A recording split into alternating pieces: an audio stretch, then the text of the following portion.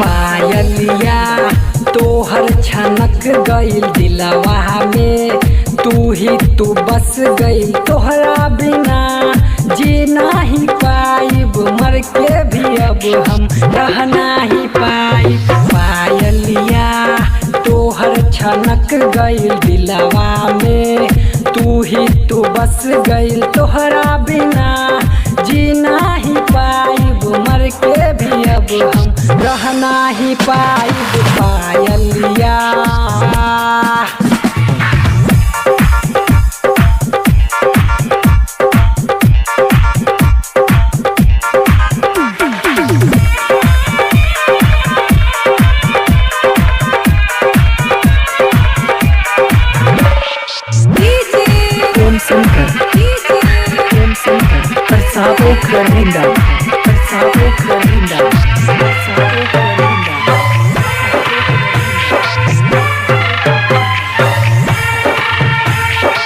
तोहरा से दिल लागल पहले मुलाकात में,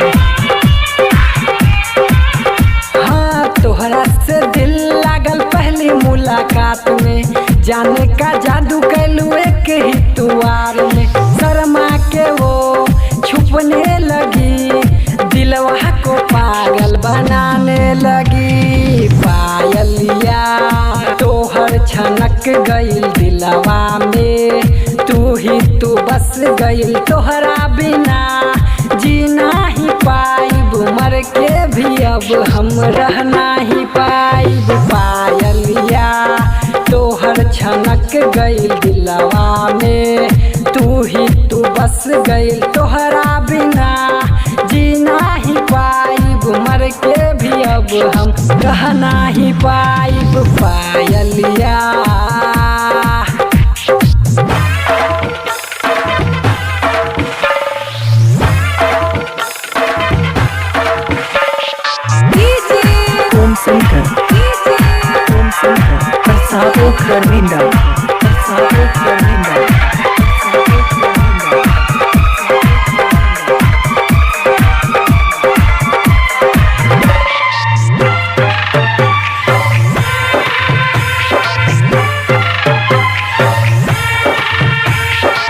राहुल के दिलवा में प्यार जगा के,